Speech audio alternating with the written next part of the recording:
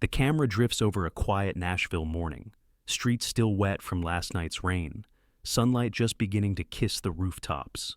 A little girl stands at the corner, clutching a worn guitar almost bigger than herself. Her voice, soft, trembling, full of hope, rises above the hum of the city. But what if I told you this song would change everything?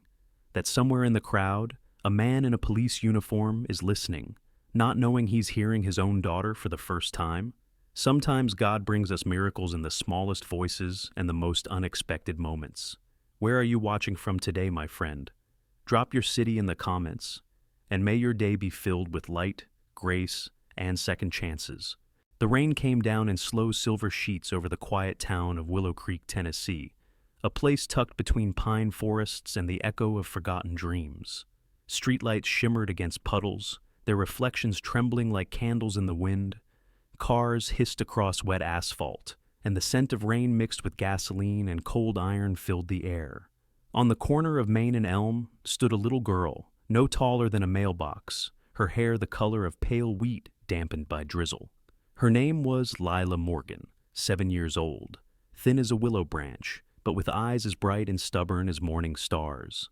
Her small frame trembled in the wind, but she held her guitar, an old, scarred acoustic nearly half her size, with the steady hands of someone who had forgotten how to be afraid. She wore a faded yellow raincoat with buttons shaped like sunflowers, the fabric patched in several places. Beneath it, her shoes leaked rainwater, and her jeans were frayed at the knees. Yet when she sang, all the gray of the town seemed to pause. "You are my sunshine, my only sunshine." Her voice was soft, trembling, but pure, so pure that the sound floated across the street and up through the falling rain, turning each drop into a tiny note of hope. The guitar she clutched had once belonged to her mother, Grace Morgan, a woman who used to sing in small-town cafes back before life took away her voice and gave her something heavier in return: silence. Grace had been a tall woman with dark auburn hair that once cascaded down her back like a curtain of autumn leaves. Now, it was cropped short from chemotherapy. Her once luminous skin turned pale and fragile like porcelain, left too long in the sun. Her beauty had not vanished. It had only changed. Now it was quiet, tired, and built of endurance. Grace was 34, once radiant and quick-witted, now reduced to moving between the bed and a worn armchair near the window of their one-bedroom apartment. She had the grace, as her name promised, of someone who had known pain but refused to let it define her. Her voice, though frail, still carried kindness when she spoke to her daughter, soft, encouraging, always threaded with love. Lila had inherited her mother's eyes, a green-gray that shifted color under different light, and her smile, though Lila's was quicker to appear, as if joy still dared to visit her small heart despite the shadows surrounding their home. She sang not for coins, not for attention, but for medicine. Each note carried a wish that the sound itself might heal the woman waiting at home. Passers-by hurried under umbrellas, some tossing coins into the worn baseball cap beside her, others sparing only a glance. A few smiled, moved by the small voice against the storm. One man even paused long enough to whisper, "Keep singing, kiddo," before disappearing into the blur of headlights. From across the street, under the awning of the old police substation, stood a man in a dark patrol coat. Daniel Hayes, the town's police chief, watched through the rain-smeared glass. He was in his late 30s, broad-shouldered, with sun-creased lines around his eyes and a jaw that rarely relaxed. His hair, once sandy blonde, was peppered now with early gray at the temples. His badge glinted faintly under the streetlight, but his gaze was elsewhere, locked on the little girl singing in the storm. Something in the melody struck a chord deep within him, a sound that pulled at buried memories he'd worked hard to forget. He had heard that song before, long ago, when his life was different, when love was still something he believed he could keep. Daniel was a man shaped by regret. Once a promising young officer in Nashville, he had made a decision 7 years earlier that broke more than one heart. He'd left a woman, a singer with fire in her eyes, and with her, the possibility of family. He had told himself it was for duty, for order, for the career that demanded everything. But watching the girl now, soaked and fearless, something inside him began to tremble.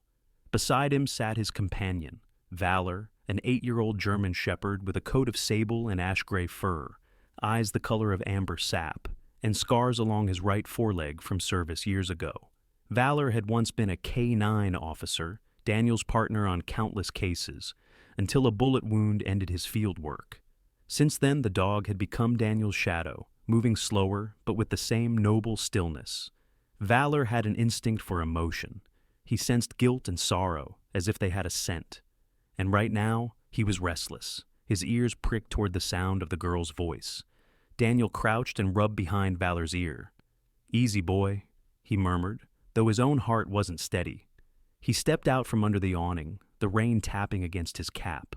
Valor followed. The closer they came, the clearer the child's voice became, threading through the storm with impossible strength. She sang the final verse, "Please don't take my sunshine away," and the world seemed to still for a heartbeat. When the last note faded, Lila bowed slightly, an instinct learned from the memory of her mother's stage days, and looked down at the few damp bills and coins in the cap. It wasn't much. Her small fingers gathered the money and tucked it carefully into the pocket of her raincoat. Daniel approached slowly, not wanting to startle her. "That's quite a song you've got there," he said, his voice deep but gentle, the way he'd talk to frightened witnesses. Lila looked up, startled, then smiled shyly. "Thank you, sir. It's my mama's song." Daniel knelt to her height. "Does your mama like when you sing it?" "She loves it," Lila said. "She says it makes the pain softer. She's sick, so I sing a lot." Her words were simple, but they landed in his chest like a blow. Valor stepped closer and sniffed her small hand, then licked it once before, sitting beside her protectively. Lila giggled softly and patted the dog's head. "He's big," she said, "but his eyes are kind." Daniel managed a faint smile. "He's my partner. Name's Valor. He likes singers." The rain eased into mist, wrapping the three of them in a strange quiet. For a moment, Daniel wanted to ask her name, wanted to know where she lived, wanted to do something, anything, but something stopped him. Maybe it was the fear that the answers would hurt more than silence. He reached into his pocket and handed her a folded bill. "Buy your mama something warm to eat, okay?" Lila hesitated, then nodded politely. "Thank you, mister." Her voice had that old-fashioned politeness Grace had taught her. She tucked the money away and smiled again before packing her guitar. Daniel watched as she disappeared down the street, her tiny figure vanishing into the gray. Valor whined low in his throat, uneasy. "Yeah," Daniel murmured, almost to himself. "I know, boy, I know." He stood there for a long time, listening to the echoes of the song drift down the rain-washed street. Across town, in the small apartment above Fletcher's Hardware, Grace Morgan sat by the window, wrapped in a patchwork quilt. The rain traced thin silver lines down the glass, blurring the neon sign below. On the table beside her lay a small collection of pill bottles, a half-empty cup of chamomile tea, and an envelope of unpaid bills. She had been a dreamer once, her songs full of joy and promise, but time and illness had stolen the stage from her. What it hadn't stolen was her pride. She didn't tell Lila how bad it had gotten, how the pain in her chest sometimes woke her at night, or how the world tilted when she stood too fast. She refused to burden her child with the full weight of her despair. When the door creaked open and Lila came in, dripping rain, Grace smiled softly. "You've been out there again, haven't you?" "I sang," Lila said proudly. "People listened, and this nice man gave me money. He had a dog. He said his name was Valor." Grace froze at the name, her heart catching. Valor. She knew that name once, years ago. Daniel's dog. But she said nothing, forcing the smile to stay. "That's lovely, baby. Go change out of those wet clothes before you catch a chill." Lila ran to the bedroom to change. Grace leaned back in her chair, staring out at the rain. For a fleeting second, she thought she saw a familiar silhouette on the street below. A tall man in a dark patrol coat, looking up at her window before disappearing into the mist. But perhaps it was only the ghost of memory. Outside, Daniel walked back to his patrol car, Valor trotting beside him. He couldn't shake the sound of that child's voice or the look in her eyes, so much like someone he once knew. When he started the engine, the radio crackled with static, then cleared to a soft tune. By strange coincidence, it was "You Are My Sunshine." Daniel's hands tightened on the steering wheel, and for the first time in years, his vision blurred with tears. Morning came reluctantly to Willow Creek, dragging a pale winter light through the blinds of the small apartment above Fletcher's Hardware. The rain had ended sometime during the night, leaving the streets slick and shining like ribbons of glass. Inside, the apartment was quiet except for the sound of an old kettle whistling weakly on the stove and the faint hum of the radio murmuring a country tune. Grace Morgan sat at the kitchen table, wrapped in her worn robe, her thin hands curled around a chipped mug of coffee she could barely taste. Her face, once radiant on the small-town stages of Nashville bars, was now drawn and delicate. Illness had hollowed her cheeks, but her green-gray eyes, the same eyes as her daughter's, still carried a steady flame of gentleness. She was the kind of woman who had learned to smile through pain, not because she wanted to deceive, but because hope was the only luxury she could afford. On the counter lay a stack of unopened bills, their red stamps shouting, "Past due." Grace turned them over one by one, her breathing shallow, then tucked them under an old cookbook as if hiding them might erase the debt. From the small bedroom came the sound of soft singing. Lila was brushing her hair in front of a cracked mirror, humming the same melody she'd sung in the rain. Her voice filled the room like sunlight through dust motes, fragile yet impossibly bright. Grace closed her eyes, letting the sound wash over her. There was healing in her child's voice, a kind of purity that made the ache in her chest easier to bear. When Lila emerged, wearing a faded pink sweater and the same patched jeans, Grace smiled. "You should rest today, baby," she said. "You were out late last night." "I'm fine, Mama," Lila replied cheerfully, already putting her guitar strap over her shoulder. "I'm going to sing again this afternoon. The nice man with the dog said my song was pretty." Grace froze mid-breath but tried not to show it. "A man with a dog?" "Uh-huh. His dog's name is Valor," Lila said. "He had a shiny badge. He looked like someone who could save people." The mug in Grace's hand trembled slightly. Valor. There was no mistaking that name. Her mind flashed back 7 years, to a cramped apartment in Nashville, a night filled with thunder and tears, and a man named Daniel Hayes, his police badge gleaming under the flicker of a lamp as he packed his things. She had been 6 months pregnant then, still singing for tips in small bars, while Daniel was being promoted to a dangerous assignment out of state. He'd promised he would return when things settled, but he never had. She'd tried writing once. No answer. And now, after all these years, his dog's name had found its way back to her through the voice of her daughter. Grace pressed her hand to her chest, where the dull ache of her illness mingled with the sharper ache of memory. "What's wrong, Mama?" Lila asked, tilting. Her head. Grace forced a smile. "Nothing, sweetheart. Just memories. Now, go eat your oatmeal before it gets cold." Lila nodded, unaware of the storm quietly brewing behind her mother's eyes. Across town, Chief Daniel Hayes sat in his office at the Willow Creek Police Department, staring at the morning report, but seeing nothing.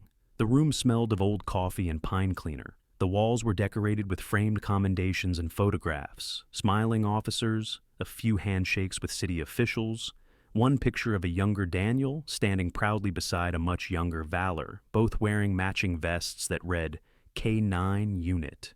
Daniel rubbed his temple, the echo of the girl's song still haunting him. He tried to bury himself in work, flipping through files of minor town offenses. A stolen bicycle, a bar fight, a noise complaint near Maple Avenue. But every so often, he caught himself sketching her small face in the margins of the report.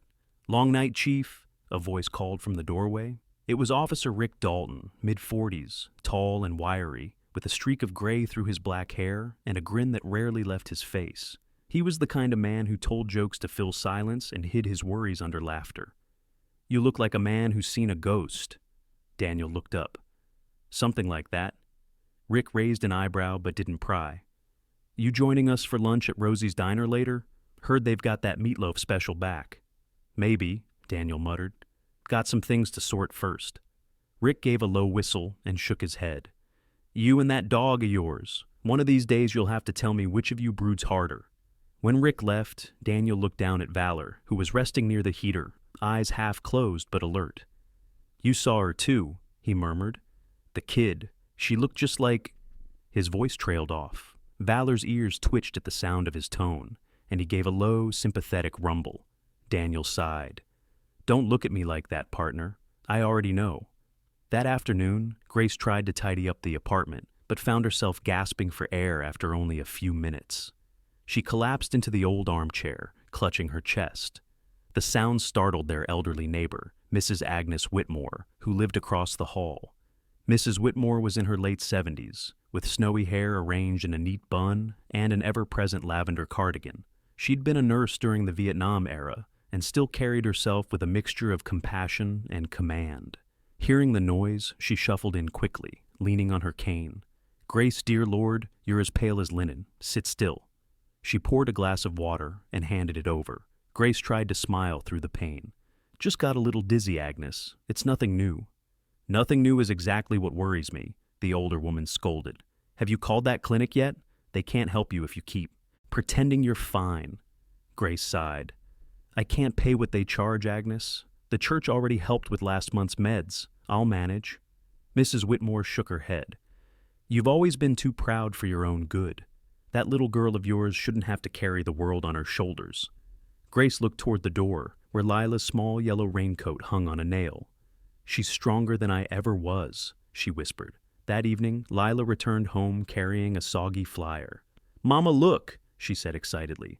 They're holding a big talent show in Nashville next week. First prize is $1,000. Grace's heart skipped. Nashville? She repeated softly. That's a long trip for a little girl. Mrs. Agnes said she'd help me practice, Lila said eagerly. She even said she'll come with us if we can get there. Grace looked down at the flyer. Bright colors, smiling contestants, glittering letters that promised dreams. She traced the words slowly, and for a moment, she saw her younger self reflected in the ink.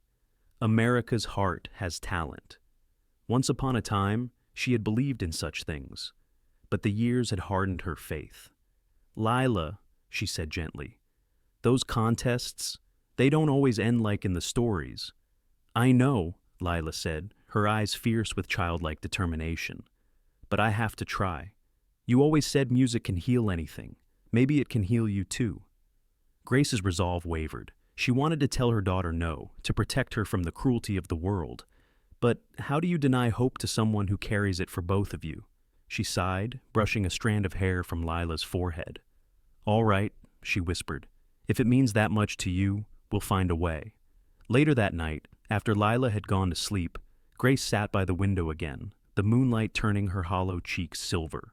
She reached for her phone and hesitated before dialing a number she hadn't called in 7 years, the old contact for Daniel Hayes. Her thumb hovered over the button before she finally set the phone down. No, she murmured to herself. He made his choice. Yet even as she said it, she couldn't stop glancing at the street below, half expecting to see a patrol car idling there, headlights cutting through the dark. Across town, that same patrol car sat parked near the bridge overlooking the river. Daniel leaned against the hood, staring at the current glinting under the streetlights. Valor sat beside him, nose twitching in the cold air. Daniel whispered, If she's really who I think she is, what do I do now? The wind carried no answer, only the distant echo of a song sung by a little girl who still believed music could heal the world. The next evening settled over Willow Creek like a soft gray blanket, the kind of twilight that made the small town's lamps glow like fireflies along the streets. The storm had left behind a scent of wet pine and damp earth, and the air held the stillness that comes only after rain. Inside the Morgans' apartment, the light from a single lamp spilled across the floorboards, painting the room in amber warmth, despite the chill creeping through the thin walls. Lila Morgan sat cross-legged by the window, her small fingers tracing invisible notes on her guitar, as her mother rested on the couch nearby. Grace was wrapped in her patchwork quilt, pale and tired, but smiling faintly as she watched her daughter hum a melody. Lila had been practicing since morning, determined to perfect the song she would sing for the Nashville talent show. Her hair, golden and uncombed from hours of rehearsal, fell over her freckled face as she whispered the lyrics under her breath. She sang quietly at first, afraid to wake her mother, but her voice gradually grew stronger, filling the room with warmth that no heater could provide. Grace opened her eyes slowly, her voice faint but tender. Sweetheart, your voice sounds just like the angels. Then maybe they'll listen, Lila replied softly. Maybe they'll help you get better. Across the hall, a gentle knock sounded on the door. It was Mrs. Agnes Whitmore, their elderly neighbor, her lavender cardigan buttoned to her chin and her silver hair pulled into a tidy bun. She carried a tray with a small bowl of soup and a paper bag. I brought some chicken stew, she said as she stepped inside, her tone both motherly and firm. And a bit of honey bread from church. You both need strength. Grace smiled gratefully. You spoil us, Agnes. Someone has to, the old woman replied. Her eyes softened as she looked at Lila. Still practicing, my little songbird? Lila nodded proudly. I'm going to sing in Nashville. I'm going to win and buy Mama's medicine. Mrs. Whitmore's face flickered with both hope and sadness. Then you'd better sing your heart out, child. The world could use more songs like yours. Grace laughed weakly. Agnes, you're her biggest fan. No, Agnes said, patting Grace's arm gently. I'm just an old fool who's lived long enough to know miracles don't always wear halos. Sometimes they have guitars. Her voice trembled slightly as she spoke. Years earlier, she had lost her only son in an accident while he served as a volunteer firefighter. That loss had left her both tender and fiercely protective of others. She saw in Lila a reflection of the kindness she'd once known. After Agnes left, Grace looked at her daughter and said softly, Promise me something, Lila. If you go to that competition, you sing for joy, not for fear. Don't sing to save me. Sing to remind the world that love still matters. Lila nodded, solemnly, though her eyes betrayed the weight she carried. I promise, she whispered, and the two of them clasped hands beneath the soft lamplight. Meanwhile, across town, Chief Daniel Hayes was finishing a long day at the precinct. He leaned over his cluttered desk, a cup of black coffee cooling beside a stack of reports. Valor lay stretched across the rug, his gray muzzle resting on his paws. The old dog's ears flicked toward the sound of traffic outside, but his eyes stayed fixed on Daniel. The police chief rubbed his temples, trying to shake off the thoughts that had followed him since that night in the rain. The little girl's voice still haunted him, its echo drifting through his mind like smoke. He had pulled the list of town records earlier that morning, searching through addresses on Main Street, but every time he reached for the file labeled Morgan Grace, his hand froze. The door opened, and Deputy Ellen Price stepped in, a woman in her late 20s with auburn hair cut short beneath her patrol cap. Ellen was efficient, focused, and known for her empathy, a rare balance in law enforcement. She was carrying a box of reports and a cup of steaming tea. You look like you've been wrestling with ghosts again, she said lightly, setting the tea in front of him. Daniel managed a faint smile. Something like that? Or someone, she teased gently. Ellen had a knack for reading people, perhaps because she had grown up with a father who drank too much and taught her early how to see through silence. You ever wonder if life gives you second chances you don't deserve? Daniel asked. All the time, she replied without hesitation. What matters is whether you take them. Ellen reached down to scratch Valor's ears. He's aging gracefully, she said, noticing the gray streaks around the dog's eyes. He's tougher than he looks, Daniel murmured. Saved my life more than once. Ellen smiled. You both look like you've got stories you're not telling. Then she straightened and gestured toward the door.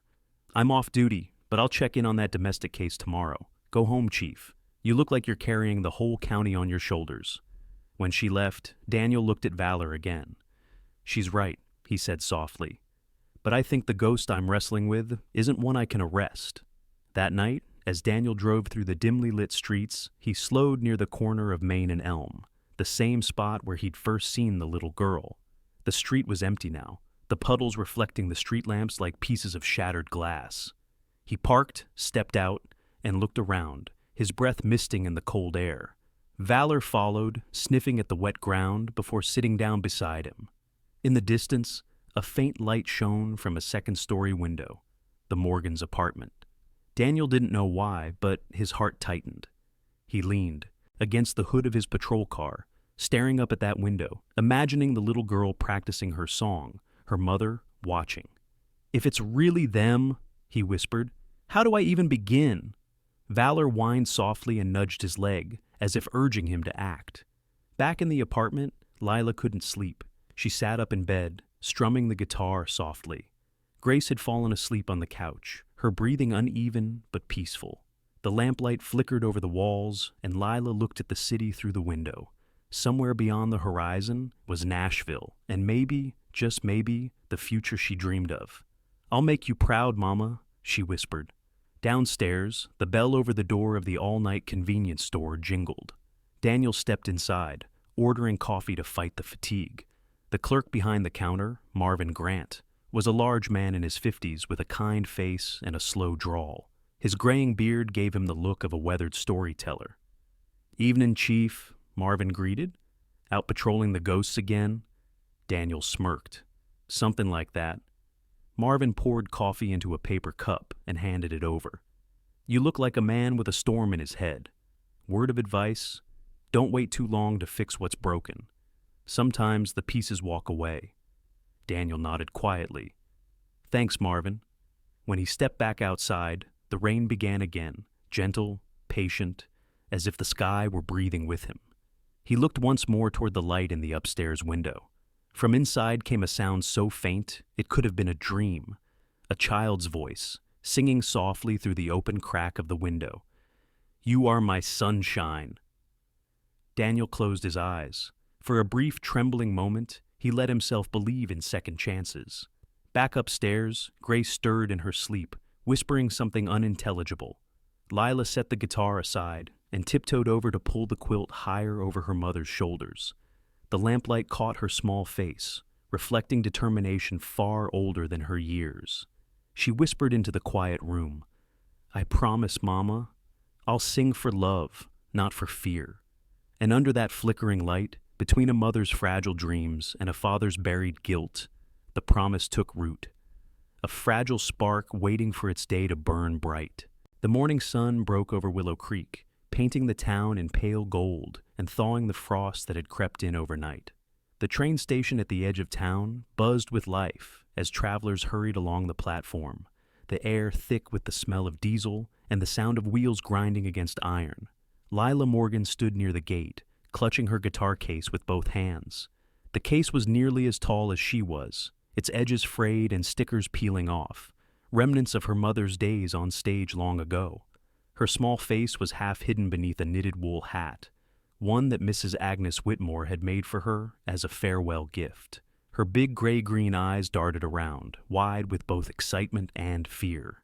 Beside her, Grace Morgan tried to steady herself against a wooden railing. Her breath came shallow, and her fingers trembled slightly from fatigue.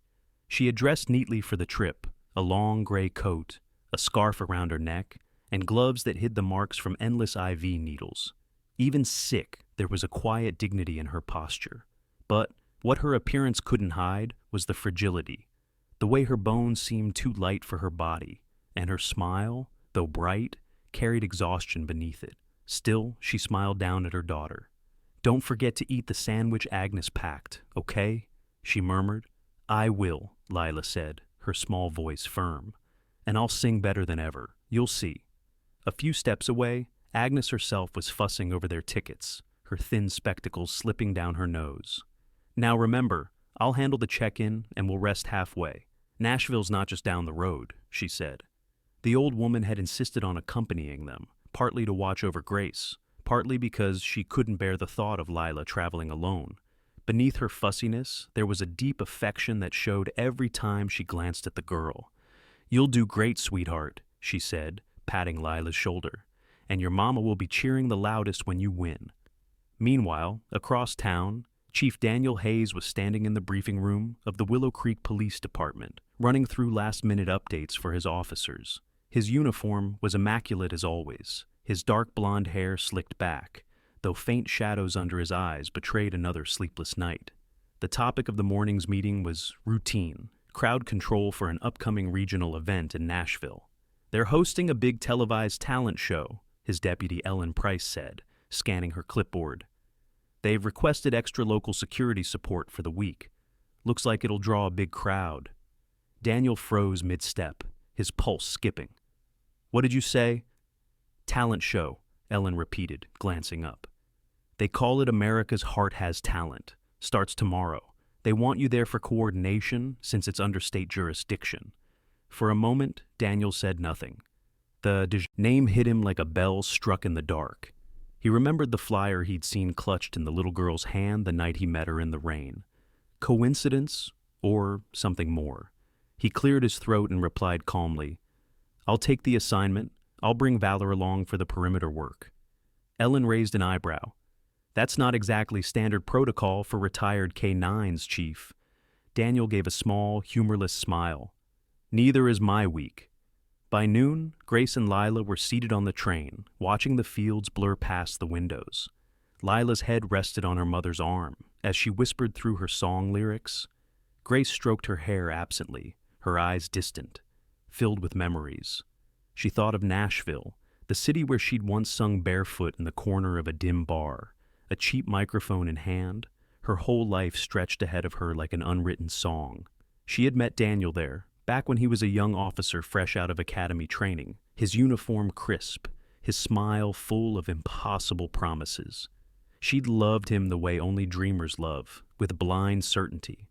And when he'd left, it had shattered something she'd never learned to fix.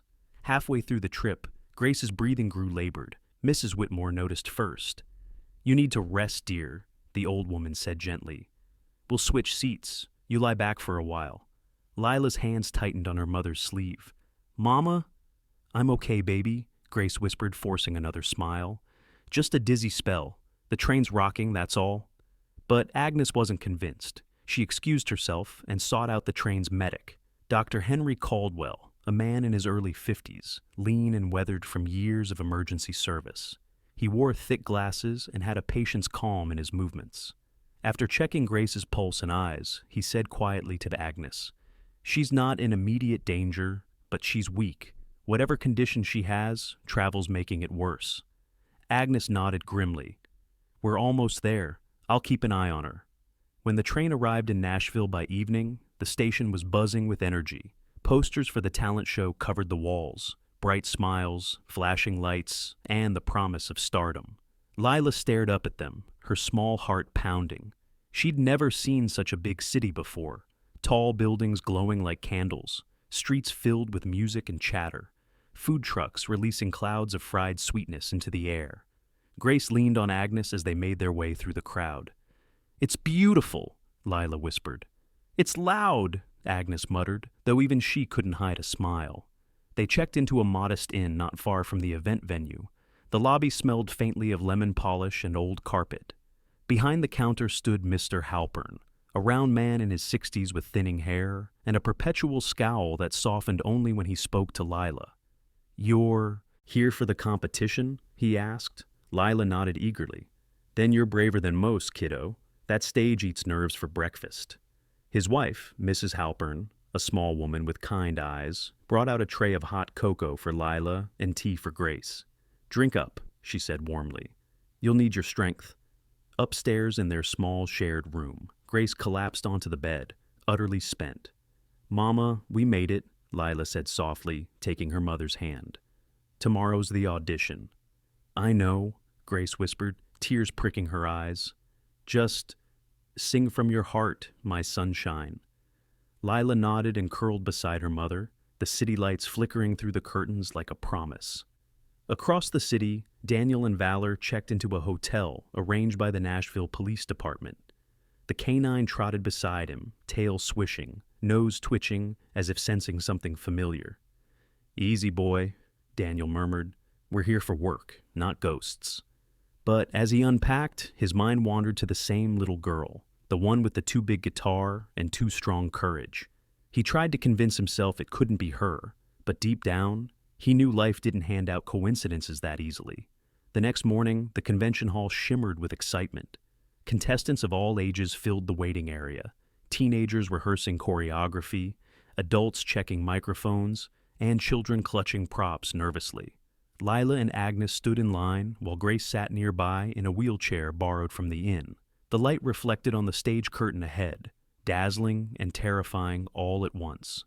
When Lila's name was called, she took a deep breath and walked toward the stage, her small hands gripping the neck of the guitar.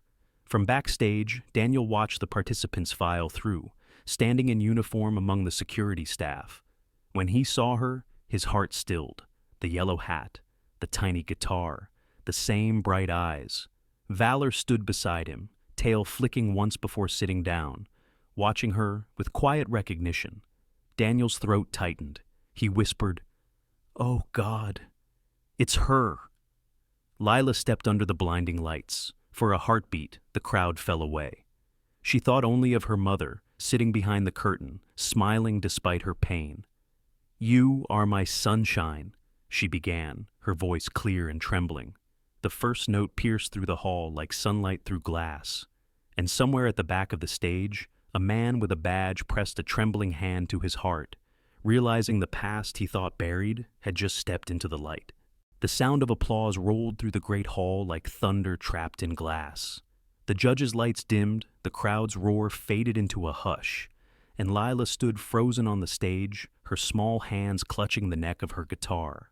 Her chest rose and fell with shallow breaths, her face glowing under the heat of the spotlights. For a moment, it felt as if the world had stopped spinning. Somewhere beyond those blinding lights, Grace Morgan's frail hands clutched the armrest of her wheelchair, eyes glistening with tears she could no longer hold back. "That's my baby," she whispered. Beside her, Mrs. Agnes Whitmore dabbed her eyes with a lace handkerchief, her wrinkled face trembling between pride and fear. But not everyone was applauding. At the far edge of the security corridor, Chief Daniel Hayes stood motionless. His uniform seemed suddenly too tight, his breath too short. The child's voice, clear, aching, familiar, cut through him like a memory come alive. Valor sat beside him, head tilted, eyes fixed on the little girl. When she finished the last note, the German shepherd gave a soft, low whine. Daniel swallowed hard, his throat dry. "Yeah, boy," he murmured. "I hear it too." He could hardly stay focused as the show's producers swarmed the stage. Contestants were escorted off one by one. The next performers lined up with trembling hands and hopeful smiles. The judges' panel gave polite remarks, none of which reached Daniel's ears. All he saw was the girl, her face, her eyes, her posture, and the ghost of someone he'd left behind 7 years ago. After the performance, Lila was guided backstage by one of the show assistants, Marcy Dunn, a woman in her mid-30s with short curly red hair and the sharp efficiency of someone who lived her life on caffeine and deadlines. She wore a headset and carried a clipboard that seemed permanently glued to her hand. "Great job, sweetheart," Marcy said kindly, kneeling to Lila's height. "You've got something special, I can tell. Don't let the cameras scare you, okay?" Lila nodded shyly. "Thank you, ma'am." Marcy smiled and ruffled her hair before turning to the next contestant. Back in the audience, Grace felt her strength slipping. The adrenaline that had kept her upright now faded, leaving behind dizziness and a chill that crawled up her spine. Agnes noticed immediately. "Grace, you're white as chalk," she whispered. "You need to lie down." Grace shook her head weakly. "I'm fine. I just need air." Her voice was hoarse. Agnes signaled for help, and a volunteer led them to a private lounge area behind the auditorium, where Grace sank into a sofa, trembling. Outside, Daniel's earpiece crackled. "Chief, medical alert backstage. Possible fainting in Section D." His pulse jumped. "Copy that," he said, already moving. Valor trotted beside him, alert. They reached the backstage lounge within minutes. A paramedic knelt beside a woman lying on the couch, a damp cloth pressed to her forehead. Daniel's steps slowed when he saw her face. For an instant, the noise of the room disappeared.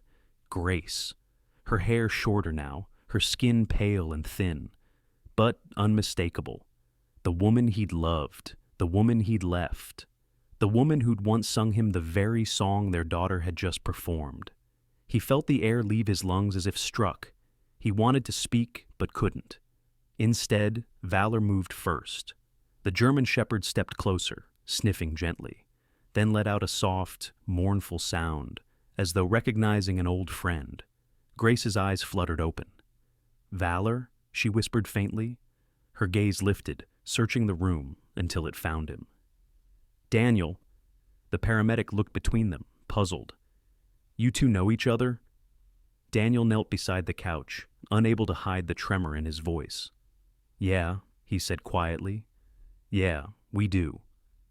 Grace tried to sit up, But the paramedic stopped her. "Easy, ma'am. You're dehydrated and exhausted. You need to rest." Agnes appeared at the door, clutching her purse, her eyes wide. "Is she all right?" "She will be," the paramedic said, "but she shouldn't travel tonight." Daniel stood, running a hand through his hair, trying to think. He'd spent years preparing for every kind of emergency. Accidents, fires, crimes. But not this. Not the sight of the woman he'd left behind. Not the realization that their child was a few rooms away. "I can take her to the medical unit," he offered quietly.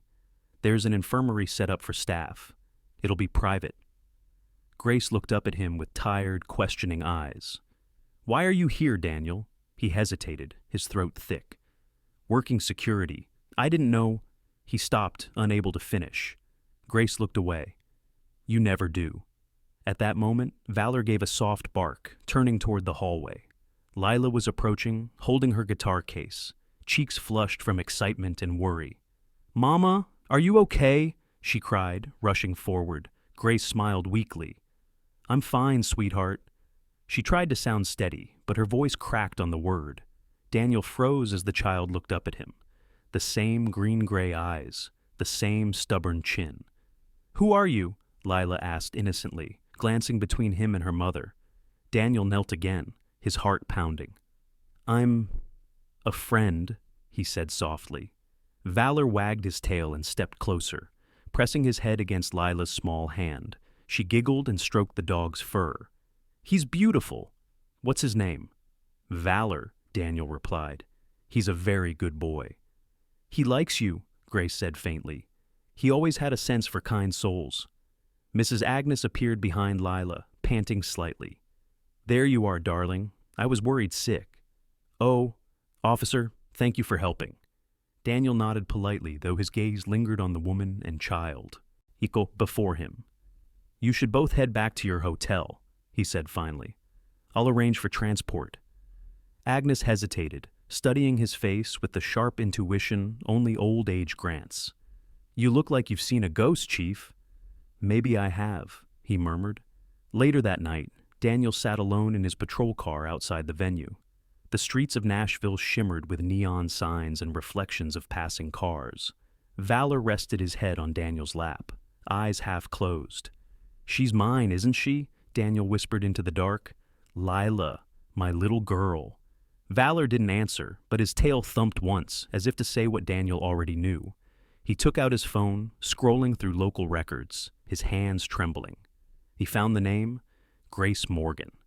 Address, Willow Creek, same building he'd driven past countless times. Medical records marked critical, and under dependence, Lila Morgan, age 7. He shut his eyes, the weight of regret pressing down like stone. Back at the hotel, Lila tucked her mother into bed. Grace's breathing had steadied, but her skin was clammy and pale. Agnes sat by the bedside, knitting quietly, pretending not to listen as Grace whispered to her daughter. "You were wonderful today, baby. You made me proud." "But you scared me," Lila said, tears welling. "Promise me you won't get sick again." Grace forced a smile. "I'll try, my sunshine." She stroked her daughter's cheek. "And remember, music can heal more than medicine ever could." In the hallway outside their room, Daniel lingered silently. He'd used his badge to check in on her condition under the pretense of security a follow-up. Through the narrow gap in the door, he saw Lila lying beside her mother, both already drifting to sleep.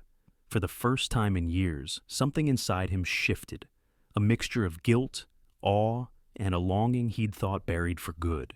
Valor pressed against his leg, looking up at him. Daniel whispered, "I'm going to make it right this time, boy. I don't know how yet, but I will." As the night deepened over Nashville, thunder rumbled far in the distance, soft and low. It wasn't the violent storm of regret anymore, but the quiet kind that promises rain to wash away what's old, to give everything another chance to grow. Morning came to Nashville wrapped in gray clouds and the soft hum of traffic. The rain that had threatened all night finally began to fall, gentle, steady, cleansing. The window of room 204 at the Halperns Inn was fogged with condensation, and behind it, the world seemed distant, like a memory trying to fade. Grace Morgan sat propped up against the headboard, her quilt pulled to her chest. The exhaustion from the night before still lingered. Her cheeks were pale, and her lips had lost their color. Yet her eyes, even clouded by sickness, carried a glow of quiet joy. Lila's song still echoed in her mind. Across the room, Mrs. Agnes Whitmore poured tea from a small kettle, the steam curling upward like a prayer. Her hands shook slightly from arthritis, but her movements were precise. She had nursed too many people in her life not to know what dying looked like. Still, she said nothing. "Drink this, Grace," she murmured softly. "You need strength. You'll see her perform again tomorrow." Lila, still in her pajamas, sat on the windowsill, strumming her guitar in whispers. The city noises below didn't bother her. The rain seemed to carry her music farther. "Mama," she said suddenly, "you think God hears songs like mine?" Grace smiled faintly. "Sweetheart, I think he hears the ones that come from love the loudest." Lila nodded, satisfied, and went back to her quiet playing. Downstairs in the lobby, Chief Daniel Hayes waited. His uniform was neat, though his face looked drawn from sleeplessness. Valor, the German shepherd, sat at his side, ears alert, tail sweeping the floor occasionally. The Halperns Inn was busier than usual, contestants, parents, and production staff moving in and out, voices blending with the sound of rain hitting the windows. Daniel nodded politely at guests, but his mind was elsewhere. His thoughts circled like storm clouds, Grace's fainting, Lila's voice, the truth now staring him in the face. Mrs. Halpern, a short woman with silver hair and the kind of warmth that came from a life of hospitality, stepped out from behind the counter. "You're back early, Chief," she said with a knowing look. "You didn't come for breakfast last night either. Something on your mind?" Daniel offered a thin smile. "Just keeping an eye on a guest who wasn't well yesterday." Mrs. Halpern's expression softened. "That Singer woman, right? Poor thing, her little girl's an angel." She leaned closer. "That child sang like she'd seen heaven and come back to tell us about it." Daniel nodded slowly. "Yeah," he whispered. "Something like that." Valor nudged his leg gently, as if urging him forward. Taking a breath, Daniel said, "Could you let them know I'd like to check in on them, just to make sure the mother's stable?" Mrs. Halpern nodded. "Of course, Chief. I'll tell Agnes." 10 minutes later, Agnes appeared at the top of the stairs, her lavender, cardigan buttoned tight. "Grace is awake," she said, voice cautious. "You can come up, but go easy. She's fragile today." When Daniel entered the room, Grace looked up immediately. For a moment, silence stretched between them, filled with all the years they'd lost. He removed his cap, his voice quiet. "How are you feeling?" Grace smiled faintly. "Alive, apparently. The doctor said, I'm too stubborn for heaven." Her tone held humor, but there was pain beneath it. Daniel nodded. "That sounds like you." Lila looked up from her guitar. "Hi, mister. Valor's here." She ran to the dog, who greeted her with a gentle wag and a small bark. Grace watched the scene with a bittersweet expression. "He remembers you," she said softly. Daniel glanced at her, their eyes locking. "He remembers everyone who ever showed him kindness." They spoke little while Agnes busied herself packing medicines into a small box. The rain outside grew heavier, drumming softly against the glass. Daniel finally said, "Grace, But she stopped him with a look. "Don't," she said quietly. "Not here, not now. Lila doesn't know anything, and she shouldn't. Not yet." Her voice faltered slightly. "She deserves peace before the truth breaks it." Daniel swallowed his guilt. "I just want to help," he said. "Whatever you need, money, doctors, anything. Please let me do something." Grace's eyes softened. "You left, Daniel. You made your choice. Don't come back out of guilt." He looked at her, his voice trembling. "It's not guilt, it's regret." Before either could say more, a knock came at the door. It was Marcy Dunn, the event assistant, carrying a clipboard and an umbrella dripping with rain. "Sorry to interrupt," she said with a bright but rushed smile. "We just wanted to let you know, Lila's performance from yesterday went viral. The producers want her for the semifinals tomorrow. There's also an interview request from Channel 8. Lila's eyes widened. "Really? Marcy grinned. Really? You've got a gift, kiddo. Don't lose it. She left as quickly as she'd arrived. Grace turned to her daughter, pride warring with worry in her expression. You hear that? You're going to be on TV. Lila squealed, jumping up and hugging her mother. Mama, we're going to make it. Grace hugged her back, but Daniel saw the flicker of fear behind her smile. She was happy for her daughter, but she also knew her time might be shorter than she'd admitted. Later that afternoon, Daniel met Deputy Ellen Price at the event site. The auditorium buzzed with sound checks and crew chatter. Ellen stood near the barricades, wearing her rain poncho and holding a tablet. So, the little girl's the viral act everyone's talking about, she said, scrolling through her feed. Cute kid, the voice of an angel. She looked up at him. You've been acting strange, Chief. What's going on? Daniel hesitated. She's my daughter, Ellen. Ellen blinked, stunned. You're serious? Grace Morgan is her mother, he continued. I left before I knew she was pregnant. Found out yesterday. Ellen let out a slow whistle. That's big.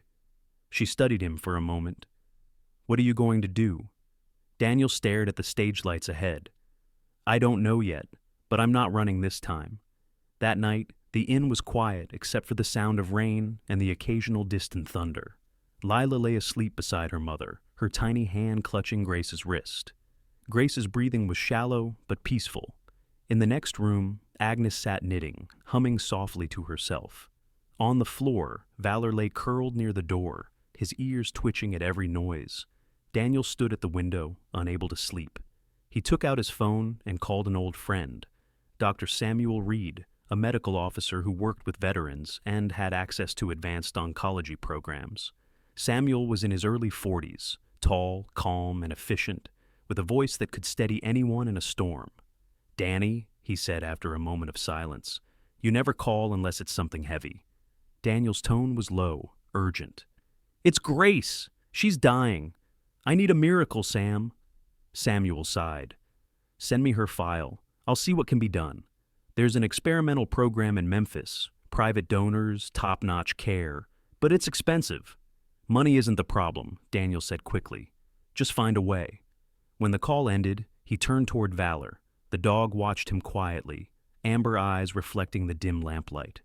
Daniel whispered, We might be too late, boy, but we'll try. The following morning, as dawn broke through the clouds, Daniel left an envelope under the Halperns' door, addressed to Grace Morgan. Inside was a note and a set of hospital forms stamped with priority authorization. Anonymous, signed, only a friend. Beneath the paperwork was a small silver pendant shaped like a sun.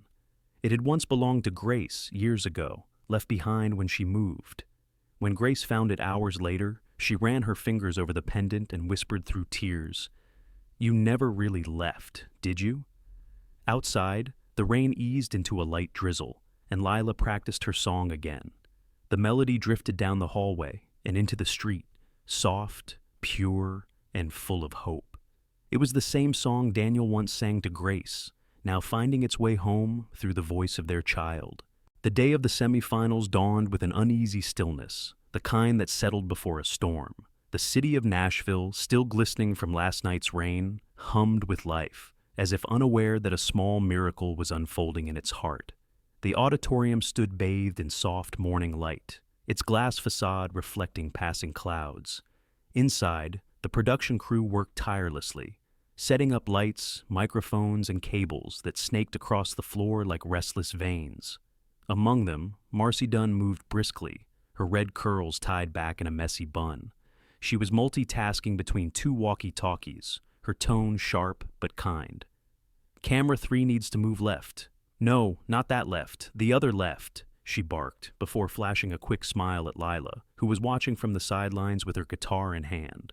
Lila wore a simple white dress that Agnes had pressed the night before, its hem slightly too long but charming in its imperfection. Her blonde hair was brushed into soft waves, and her cheeks glowed with nervous energy. She sat beside her mother, Grace Morgan, who looked better than she had in days. The faint color returning to her face was thanks to the medication Daniel's anonymous assistants had secured. She didn't know who had sent the hospital authorization papers, but she had a feeling her heart already did. Grace's slender fingers brushed the small sun-shaped pendant that now hung around her neck again, the one she'd thought lost forever.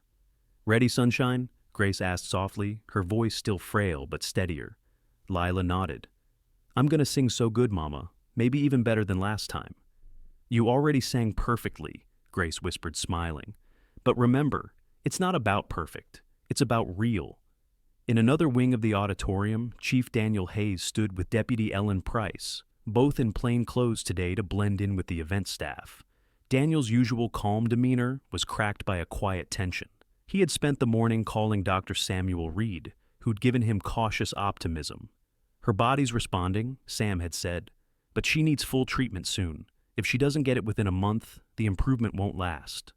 Daniel had thanked him and hung up, knowing time was now a debt he couldn't delay paying.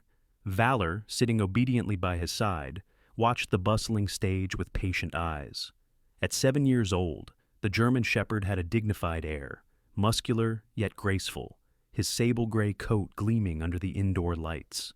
Around people, he was gentle and quiet.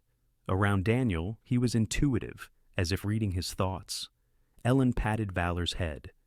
"He seems calmer today," she said. "He knows," Daniel replied. "Dogs always know." As the semifinals began, Lila's group was scheduled near the end. The other contestants filled the stage, dancers, duos, and seasoned singers. Lila peeked from behind the curtain, her stomach fluttering. Agnes stood, beside her, holding a thermos of tea and her ever-present knitting bag.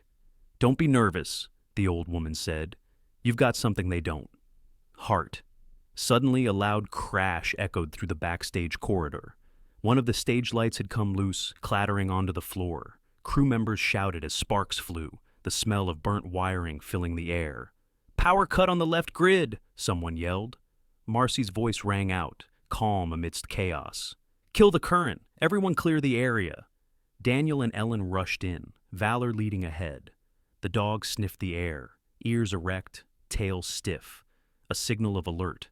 Daniel surveyed the scene. "Could have hit someone," he muttered. "We're lucky it didn't." One of the stage technicians, Roy Calder, a burly man in his 40s with oil-stained hands and a gentle southern drawl, approached. "That light's old, Chief. Should have been replaced last season. Sorry for the mess." Daniel nodded, eyes narrowing slightly.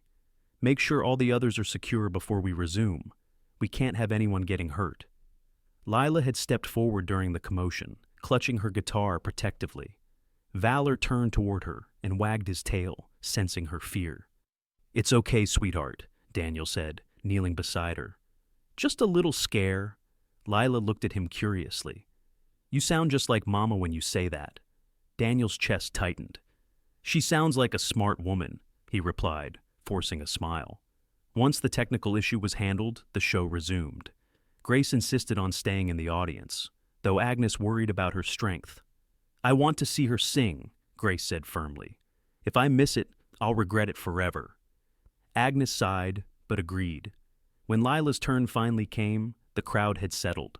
The lights dimmed, the announcer's voice filled the hall, and she walked onto the stage under a single spotlight. She looked smaller than ever on that vast platform, but her presence filled the room as soon as she spoke. "This song," she began softly, "is for my mama. She taught me that music can heal anything, even broken hearts." In the audience, Grace pressed a trembling hand to her lips. Daniel sat near the security aisle, eyes locked on the stage, his heart pounding like he was hearing his own soul sing. Lila began to strum, and the first notes of Amazing Grace flowed through the air. Her voice was raw, trembling at first, then steady, fragile but unbreakable. The room fell silent, except for her melody. Backstage, Marcy stood beside Ellen, whispering, "That kid's going to win the whole thing." Ellen nodded. "She already has." As Lila sang the final verse, a sudden flash of movement caught Daniel's eye. Valor rose to his feet, ears pricked, gaze fixed on the back entrance.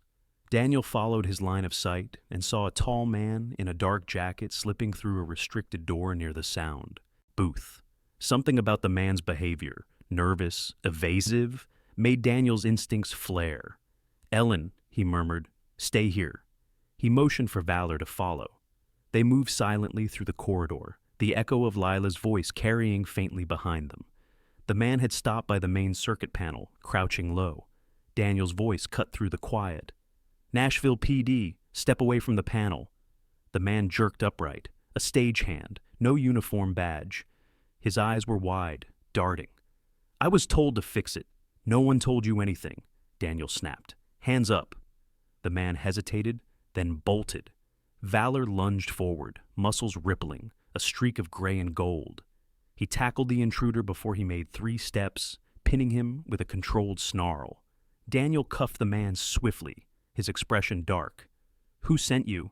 The man muttered. "It was just a job. Some guy wanted a distraction during the show." Daniel exhaled sharply. Someone had planned to sabotage the broadcast. Maybe not against Lila specifically, but he wasn't taking chances. He handed the suspect to Ellen, who arrived seconds later, and said, "Get him processed." Then he looked back toward the stage. The last notes of Lila's song rang through the air, rising like a prayer through the chaos. When Daniel returned, the audience was on its feet, applause thundering. Grace was sobbing openly, her face buried in her hands. Marcy's headset buzzed as producers shouted about record-breaking live viewership. Lila smiled shyly at the cheering crowd, unaware that her father had just prevented disaster in the shadows. After the show, Grace was helped backstage. Daniel met them near the exit, exhaustion etched into his face, but relief glowing faintly in his eyes. "You were incredible," he said to Lila. She grinned. "I saw Valor on TV. He's famous too." The dog barked once in approval, making everyone laugh. Grace looked at Daniel quietly, then at her daughter. "We're both proud of you, sweetheart," she whispered. As they left the auditorium, lightning flickered over the Nashville skyline, the rain returning in soft sheets. Grace stumbled slightly on the wet pavement, and Daniel instinctively caught her arm. Their eyes met. Old pain, new hope. She didn't pull away. Valor trotted beside them, tail swaying, leading them through the rain toward the car waiting at the curb. For the first time in years, Daniel felt that maybe, just maybe, the storm was starting to clear. The night after the semifinals was one Nashville would remember for its rain. A fine mist that clung to every surface and made the streetlights glow like halos. The Morgan family's borrowed car pulled into the small parking lot outside the inn. Grace leaned back in the seat, exhausted but radiant. Lila was in the back, half asleep, her guitar case across her lap. She hummed softly in her sleep, the melody of Amazing Grace fading in and out like a heartbeat. Daniel sat in the driver's seat, one hand on the wheel, the other resting on his knee, silent but aware of every breath beside him. Valor lay stretched across the back floorboard, his head resting under Lila's dangling hand. Occasionally, his tail flicked once, contentedly. His fur glistened faintly under the passing lights, gray, sable, streaked with the wisdom of 7 loyal years. He was calm now, but the faint scar along his shoulder was a reminder of his years in service beside Daniel, years of chasing criminals and running toward danger when others fled. When they reached the inn, Daniel stepped out first, umbrella in hand. The rain fell harder now, its rhythm steady and soft. He rounded the car to open the door for Grace, who looked at him with that familiar mixture of gratitude and wariness. She was wearing her light blue coat, one too big for her frame, which made her look more fragile than she wanted. "You don't have to walk us in, Daniel," she murmured. He met her gaze evenly. "I know, but I want to." Inside, the inn glowed with lamplight and the faint smell of coffee. Mrs. Halpern looked up from the counter, her ever-present smile gentle. "You all made it back," she said warmly. "We saw the performance on the live stream. Made me cry like a baby. That little girl's got a voice that could fix the world."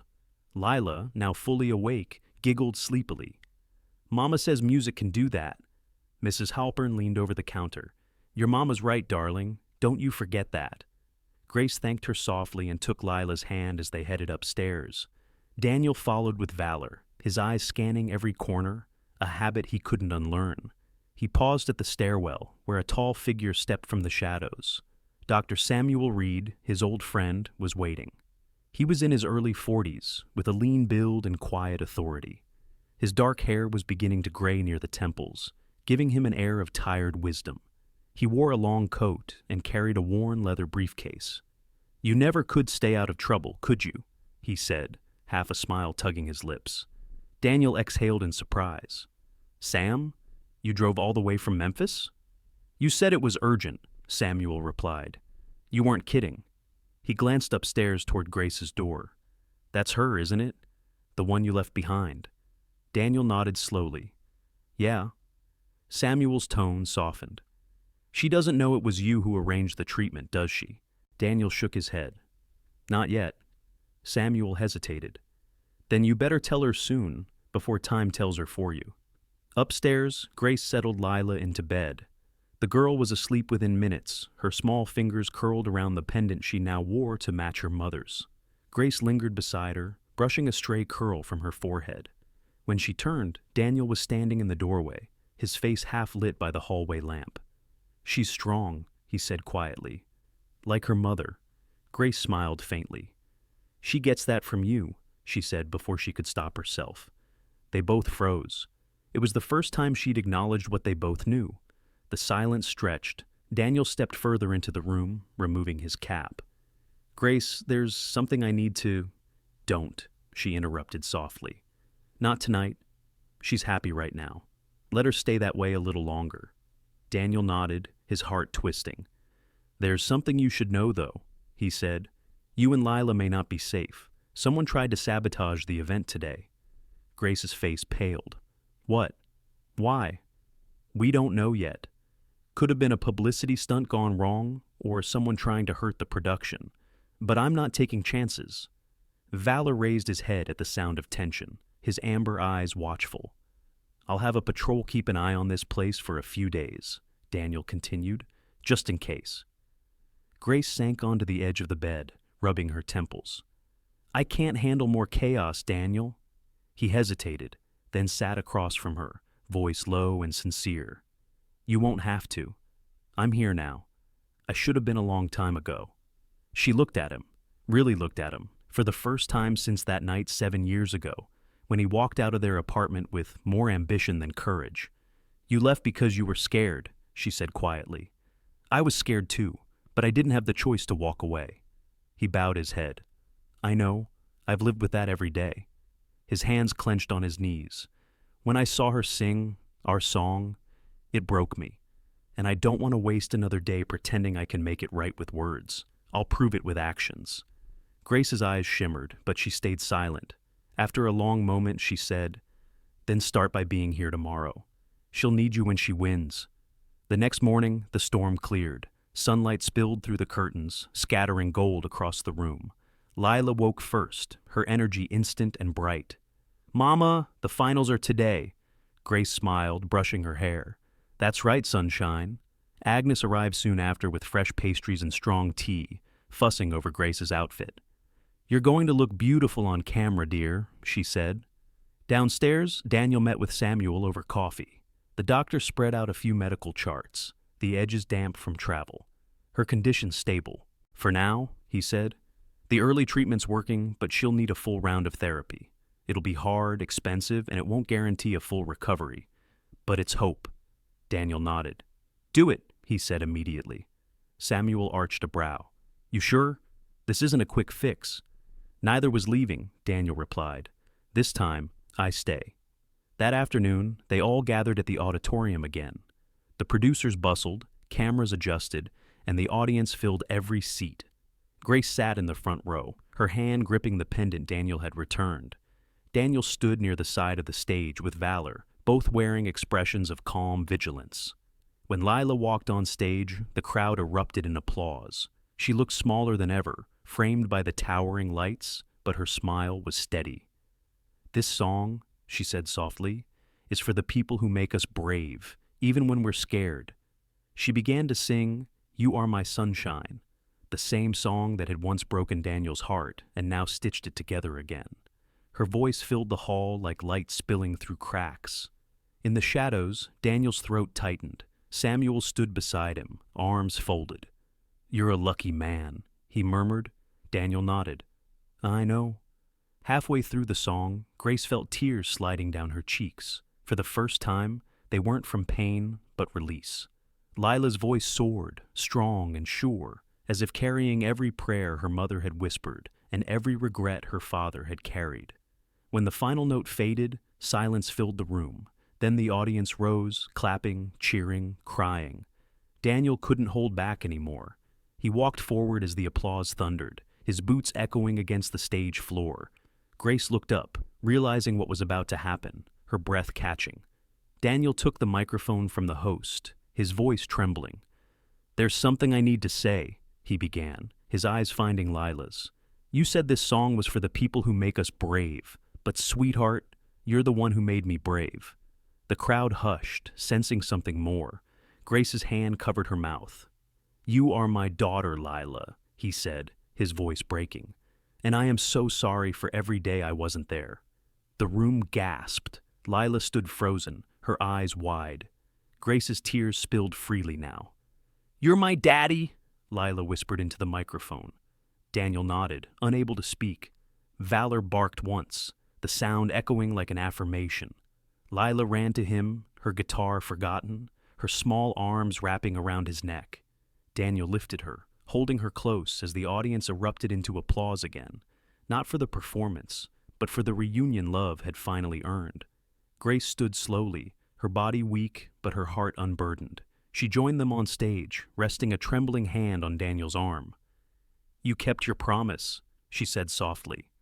And for the first time in 7 years, all three of them stood together under the same light. The morning after the final performance, Nashville seemed to breathe differently. The rain that had haunted the week was gone, replaced by skies so clear they looked washed clean by mercy itself.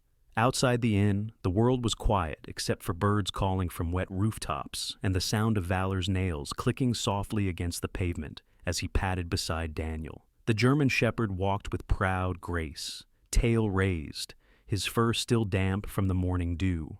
At 7 years old, Valor carried himself like a soldier who had earned his peace.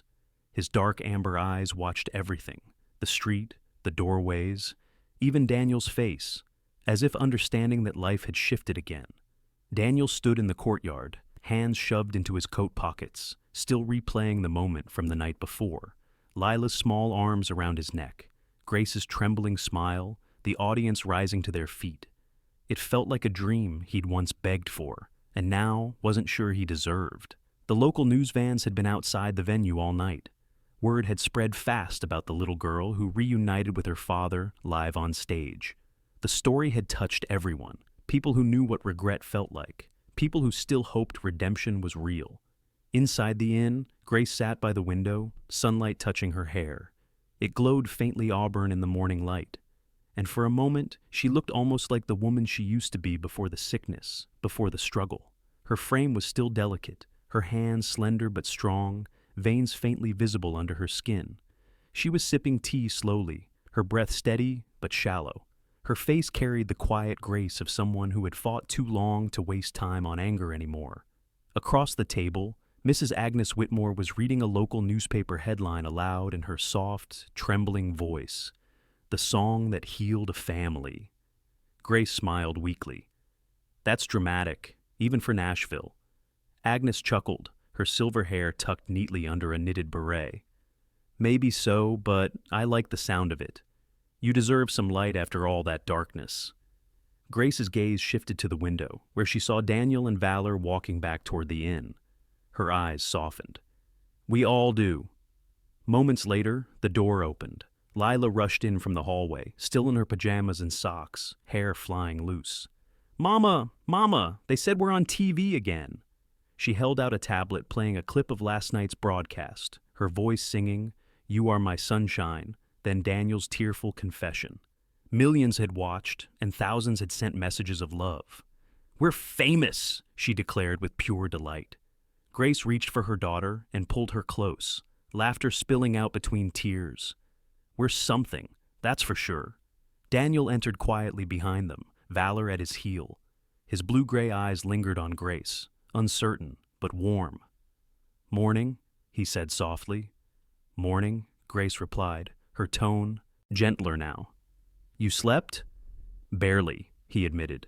"Too many calls, too many reporters." "They'll move on," she said. They always do. He nodded, then crouched beside Lila. You handled yourself like a pro last night. Lila grinned. Mama says I get that from her. She's not wrong, he said, smiling faintly. At that moment, the door opened again and Dr. Samuel Reed entered, carrying a slim folder under his arm. His tall frame and calm stride gave him the quiet authority of a man used to delivering difficult truths. Good morning, everyone, he said warmly. Hope I'm not interrupting the celebration. Grace looked up anxiously. The results? Samuel nodded, taking a seat. I spoke with the hospital team. The new treatment is working. The cancer's responding better than we hoped. You'll still need therapy, Grace, but the prognosis is good, really good. Grace froze, her hand covering her mouth. Tears filled her eyes, but this time they were from relief. I don't know what to say. Samuel smiled gently. You don't have to, just keep fighting. Lila squealed, hugging her mother. Mama's gonna get better. I knew it. Daniel's throat tightened. Thank you, Sam, he murmured. You have no idea. Samuel raised a hand. I think I do. You've spent years running from guilt, Daniel. Maybe now it's time to run towards something instead. Daniel gave a quiet laugh. You always were the philosopher. Occupational hazard, Samuel replied, smirking as he stood. I'll check back next week. After he left, the room stayed silent for a long time. Grace finally said, I didn't know you'd reached out to him. Daniel looked down. I wanted to tell you, but I didn't want you to feel like I was buying forgiveness. She shook her head. You didn't buy anything. You just gave us time, and that's worth more than anything. That afternoon, the family visited the hospital for Grace's follow-up. The staff greeted them with smiles. Some even asked Lila for autographs. The little girl's cheeks flushed pink as she signed napkins with her name in big, looping letters. They think I'm someone special, she whispered to her father. Daniel knelt, meeting her eyes. You are, Sunshine. You always were. After the appointment, they drove to a quiet park on the outskirts of town, a place where Grace used to take Lila before she became too weak.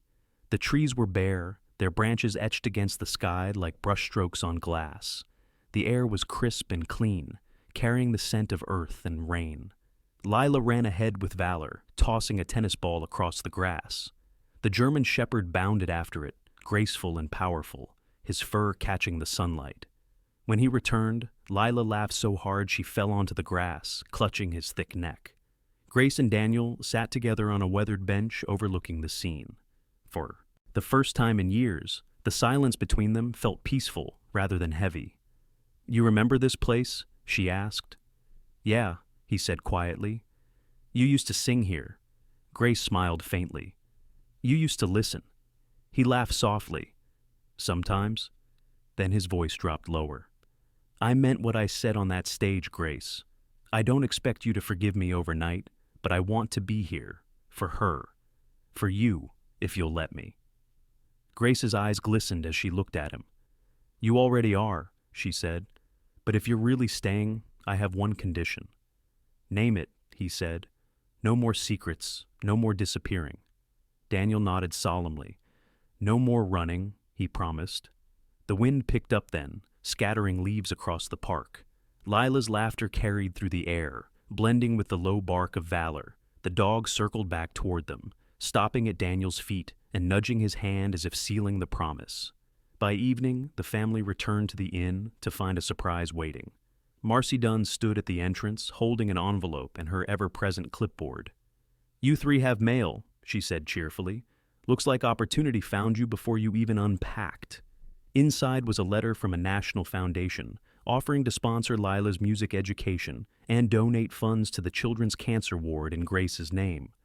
Grace covered her mouth, overwhelmed. Lila gasped. Mama, we can help other people. Daniel smiled, pride swelling in his chest. Looks like your song keeps healing, Sunshine. That night, they sat by the window together, watching Nashville's lights flicker across the river. Grace rested her head on Daniel's shoulder. Lila leaned against her mother's arm, Valor stretched at their feet.